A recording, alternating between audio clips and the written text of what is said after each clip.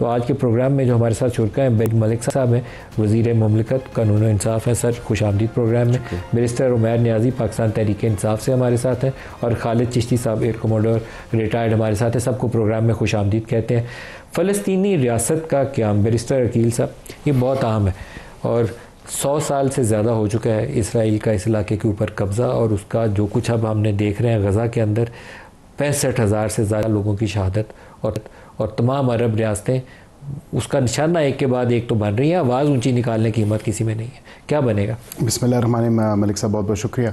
देखिए बिल्कुल 65,000 से ज़्यादा जो है वो निहत्ते जो गज़ा के और फ़लस्तीन के बासी हैं, बाशिंदे हैं, वहाँ के जो लोग हैं, जिसमें बच्चे भी, बूढ़े भी, ख़वातीन भी, जवान भी, उन सब ने जो है ये बहुत ही जुल्म देखा है और जुल्म सहा है। और इज़राइली जारियत और नंगी जो जारियत है, एग्रेशन, आई मीन बहुत छोटा लफ्ज़ है इज़राइल के इन इक़दामात को, जो कि जिसकी इंटरनेशनल कवानीन में भी अगर आप देखें तो कोई सपोर्ट नहीं मिलती, और बिल्कुल उसने एब्सोल्युटली जेनोसाइड, देखें जेनोसाइड की अगर आप डेफिनेशन उठा के देखें यूएन की कन्वेंशंस में, तो उसमें से 4 से 5 जो इंग्रेडिएंट है, 4 तो वो ऑलरेडी मीट कर रहा है। अब यहाँ पे जेनोसाइड को और किन लफ्ज़ों में आप डिफ़ाइन करेंगे कि पूरी दुनिया ये माज़रत के साथ मुझे कहना पड़ता है तमाशा देख रही है, कंडेम भी कर रही है, लेकिन उसके ख़िलाफ़ एक्शन नहीं हो रहा। अब ये एक फोरम ज़रूर मौजूद है यूएन जनरल असम्बली, जिसमें फ़्रांस और सऊदी अरेबिया ने ये बेड़ा उठाया है, वो एक कॉन्फ्रेंस भी है उस हवाले से।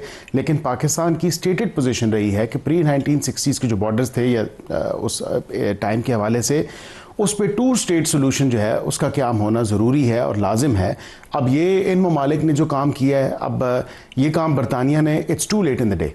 मैं ये समझता हूँ कि बैलफोर डिक्लेरेशन वो टाइम था जब आपने एक मज़हब के ऊपर, मतलब यहूदी स्टेट बनाने के क़याम के ऊपर आपने काम किया। तबाही की बुनियाद बरतानिया ने रखी हुई है। एब्सोल्युटली, इसमें कोई ढकी छुपी बात नहीं है कि बरतानिया ने ही ये तमाम तर इसकी बुनियाद रखी।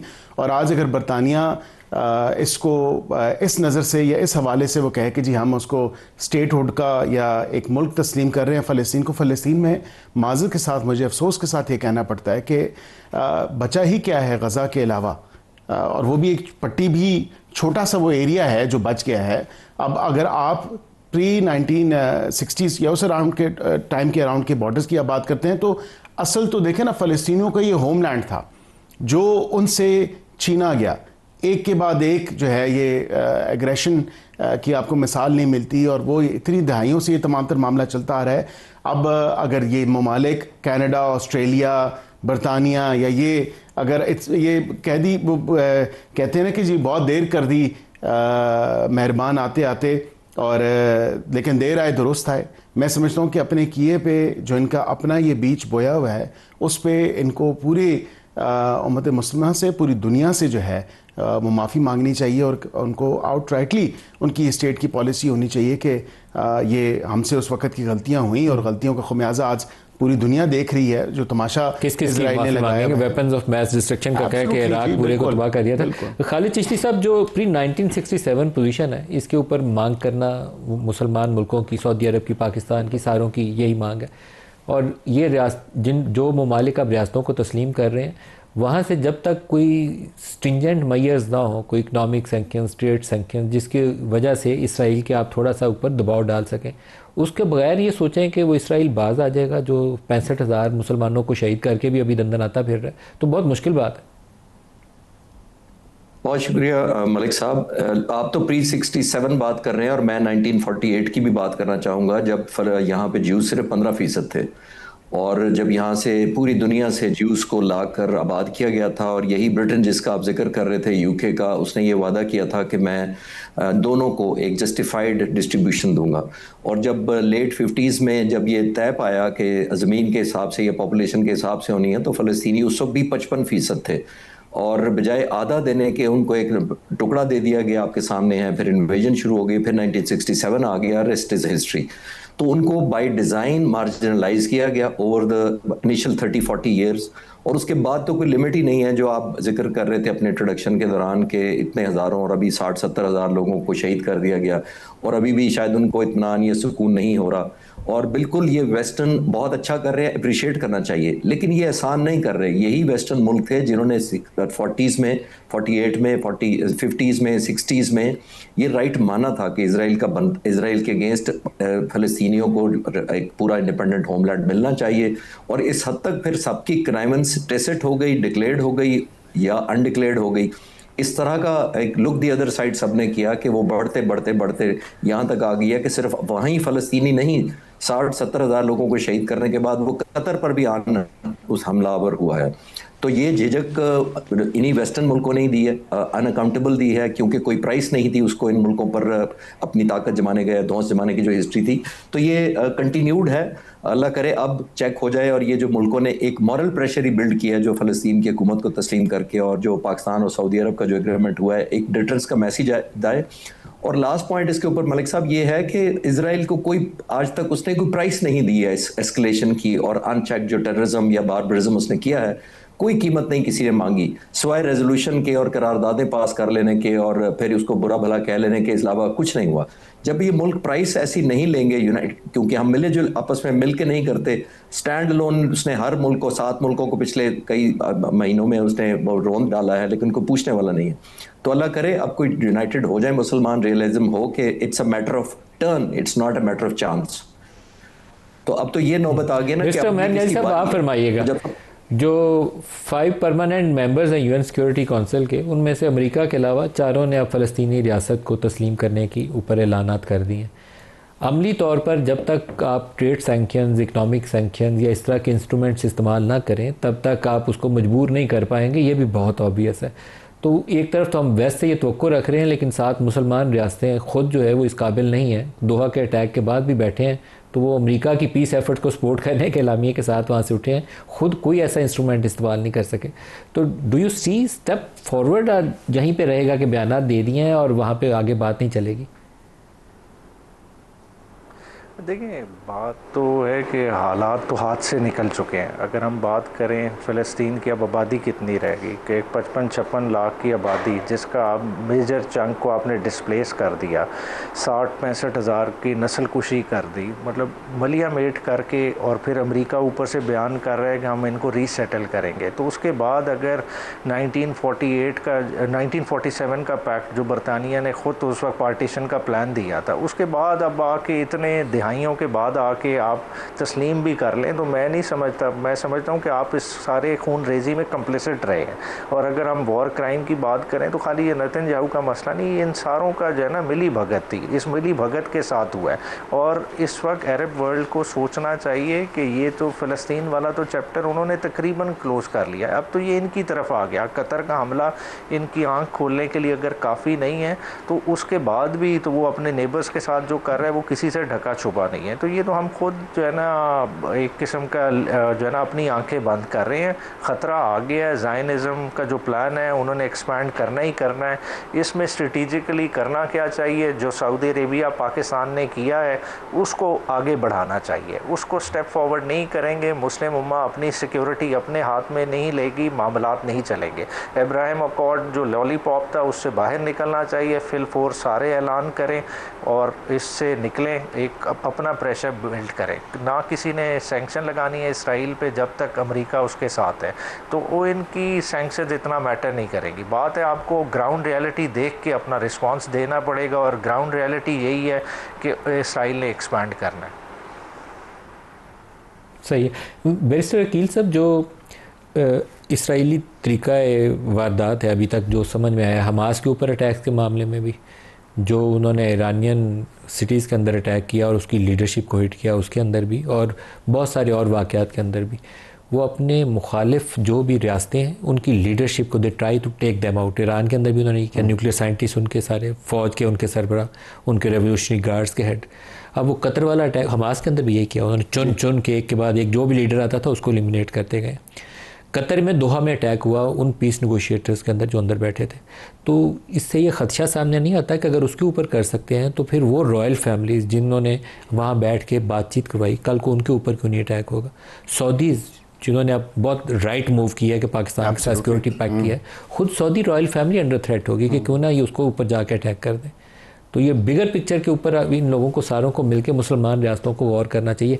ईरानियन जो अटैक था ना, वो फुटप्रिंट्स हैं बाकायदा उस तरीका कार के कि ये किस तरीके से हमलावर होंगे, या हमास की क़यादत को जिस तरीके से उन्होंने वाइप आउट किया, सब कुछ चुन चुन के उन्होंने सालों साल उन पेजर्स पे और उन सेल फोन्स पे लगाए, फिर एक दिन उन्होंने बटन दबा के उस सारों को बारी बारी उनको शहीद किया। आप दुरुस्त कह रहे हैं, और ये अब I think for the peace of regional stability और रीजनल पीस के हवाले से, रीजनल सिक्योरिटी के हवाले से, और रीजन एट लार्ज, मैं कहता हूँ, मैं इस चीज़ पे बिलीव करता हूँ कि ये खाली साउथ एशिया रीजन की बात नहीं है, it's region at large plus Middle East and MENA region, North Africa और मिडल ईस्ट और साउथ एशिया, ये पूरा अगर कंबाइन करें तो जो मुस्लिम ममालिक हैं, जो सऊदी अरेबिया का बड़ा एक टाइमली और एप्ट मूव है इस तमाम तर मामले के हवाले से कि कतर जैसा मुल्क, अगर आप देखें कि पीस नेगोशिएटर्स हैं और वो मीडिएट करवा रहे थे तमाम तर मामला, और उनको भी जो है जिस किस्म की इजरायली जारियत का सामना करना पड़ा है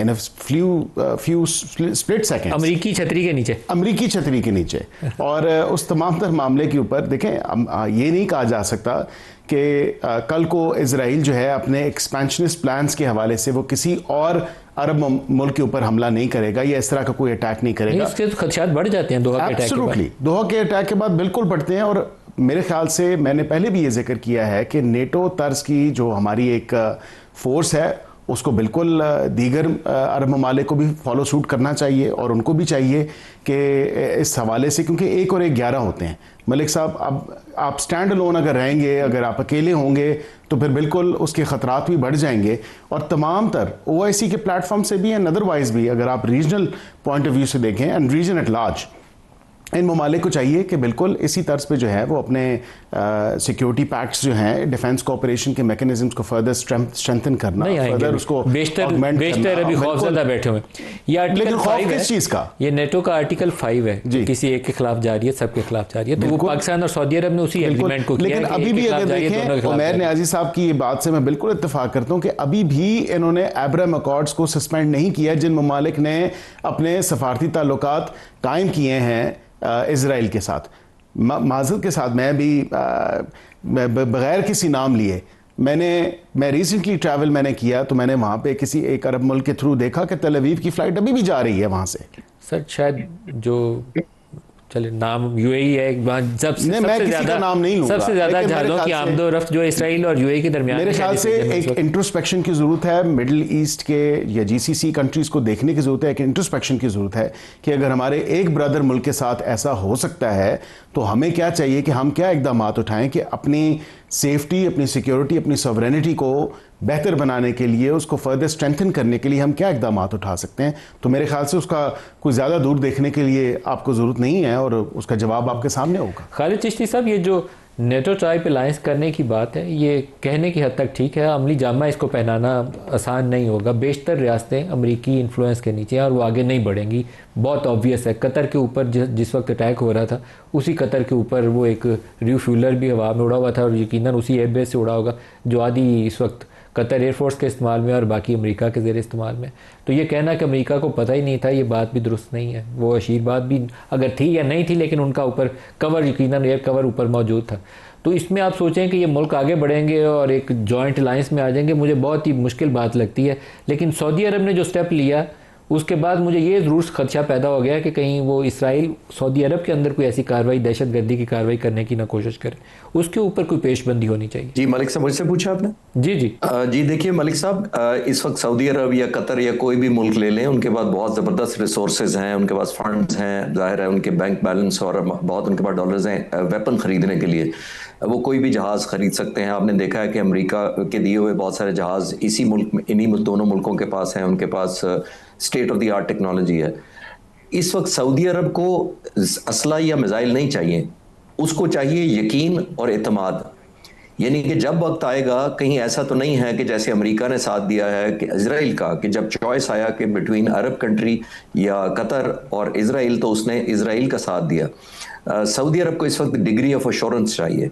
अमेरिका के आप देख लें कि इतना ये जो स्पेस क्रिएट की है हमारे लिए, जो जगह पैदा हुई है, ये अमेरिका ने पैदा की है, क्योंकि वो एलिमेंट ऑफ डिसअपॉइंटमेंट जो नज़र आता है अरब मुल्कों में, और मैं MBS को, उनकी विजन को दाद दूंगा कि उन्होंने ग्राउंड रियलिटी को माना है कि हमने ओवर डिपेंडेंट किया है अमेरिका के ऊपर, और आखिरी वक्त आपने नोट किया होगा उन्होंने सिचुएशनल अवेयरनेस जिसको कहते हैं ना ग्राउंड स्टॉक, उन्होंने बहुत अच्छा लिया है। उन्होंने रियलाइज कराया कि जैसे आप कह रहे हैं कि अगला मुल्क कोई भी हो सकता है, और मैंने भी पिछले सवाल के जवाब में यही कहा था कि ना तो अब जो इजराइल की झिझक है उसका तो मैटर ऑफ टाइम लगता है या मैटर ऑफ टर्न लगता है, मैटर ऑफ चांस नहीं रह गया अब। तो ये बहुत अच्छी बात है कि उसको करें। अमेरिका वैसे भी पूरी दुनिया में आपने नोट किया फैला हुआ है। जिस प्रोपेगेंडे की बात करते हैं इंडिपेंडेंटली आप देखें, अगर मैं इंडिपेंडेंटली इन्हीं जीसीसी कंट्रीज को देखता हूं जिसका ये हिस्सा है, सऊदी अरब भी हिस्सा है, उनका तकरीबन बजट पाकिस्तान के 9 बिलियन के मुकाबले में $140 बिलियन है, और 4 लाख तो उनकी फौज है आपस में इकट्ठी अगर यूनाइटेड कर दें। लेकिन उसके बावजूद आपने देख लिया कैपेसिटी एक और चीज होती है, मेरा मानना यह है कैपेसिटी एक और चीज होती है, रिजॉल्व एक और चीज होता है। जो इन हालात में देख रहे हैं, अंग्रेजी में कहते हैं कि fear is a reaction, courage is a choice. जो किसी का खौफजदा होना एक कुदरती अमल है, लेकिन बहादुरी एक चॉइस होती है। तो इन मुल्कों में जो मैं देख रहा हूं को फियरफुल होना कोई बुरी बात नहीं थी, लेकिन उसका रिजॉल्व होना कि हिट बैक ना करना और एक प्रोहिबिटिव प्राइस ना इम्पोज करना इसराइल पर, प्रॉब्लम उधर आता है। और ये जाहिर है मुल्कों की जो यूनिटी की वजह बननी चाहिए वो रिजॉल्व बनना चाहिए और करेज बनना चाहिए। जब दो मुल्क कोई भी साथ आएंगे तो ना मिलिटरीली सिर्फ सपोर्ट करेंगे, और बल्कि एक दूसरे की अंडरस्टैंड करेंगे, बिजनेस बढ़ाएंगे, कैपेसिटी बिल्डिंग करेंगे। और आखिरी पॉइंट मलिक साहब ये भी जहन क्लियर कर लें कि बहुत सारे लोग मुझसे पूछ रहे हैं कि जी जब हमला होगा तो हम पाकिस्तान जाएंगे या एयरफोर्स जाएगी। देखिए हमने पीस टाइम में कैपेसिटी बिल्ड करनी होती है। पाक फिजाइया ने 6 और 7 तारीख को जो जवाब दिया था ऑर्केस्ट्रेट पीस टाइम में 3 सालों में किया था। जे कि उस दिन आप जाएंगे तो आप शूटिंग शुरू कर देंगे और हम जनाब जवाब बदला ले लेंगे। तो पीस टाइम में एनेबल करना पड़ता है, और मेरा ख्याल है वही एक सोल्यूशन है कि पीस टाइम में कोलैबोरेशन करें, एक दूसरे की कैपेसिटी बिल्ड करें और सबसे बढ़कर एक दूसरे को एतमाद दें।